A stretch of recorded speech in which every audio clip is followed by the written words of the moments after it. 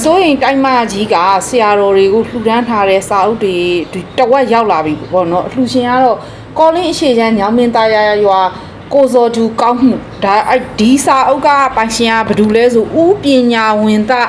ဒီမှာမဟာဗုဒ္ဓဝင်ဒါမူရင်းတော့ဆရာတော်ကော်ပီမဟုတ်ဘူးမူရင်းဒါကတစုံစောစောဆရာတော်ဒါကဦးပညာဝင်သားပြီးပြီဒါဦးဝီလာတာဦးဝီလာတာဒီမှာမဟာဗုဒ္ဓဝင်ဒီမှာအလှရှင်နာမည်တစ်ခါတည်းကပီးထိုးပေးထားတဲ့ဆရာတော်ဒီမှာတစုံဒါနဲ့ဆိုနှစ်စုံမနောက်တစုံလာပြီသုံးစုံကဦးကေလာတမဟာဗုဒ္ဓဝင်ဆရာတော်ဒီမှာတစုံအကုန်ဒါကိုစောကျူလှူတာပေါ့နော်ဆရာတော်ဒီမှာတစုံဒါနဲ့ဆိုသုံးစုံရှိပြီနော်ဆရာတော်တို့နောက်ပြီးကြတော့ဦးနန္ဒနာဓမ္မပဒမြန်မာပြန်ဆရာတော်ဒီမှာဓမ္မပဒလေးနှစ်အုပ်တွဲထွက်တယ်လေးအုပ်တွဲထွက်တယ်ဒကမာကြီးဈေးကြီးတဲ့ဟာလေးအုပ်တွဲဒါမန္တလေးကလှူသွားတာဒေါ်မိုးမြင့်သူ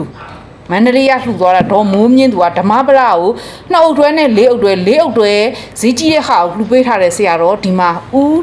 နန္ဒနာဓမ္မပဒအဲ့ဒါလာပြီးတော့ကြီးညာတာပါရှင်စာအုပ်တွေကဒီမှာပါအကုန်မူရင်းနေပါရှင်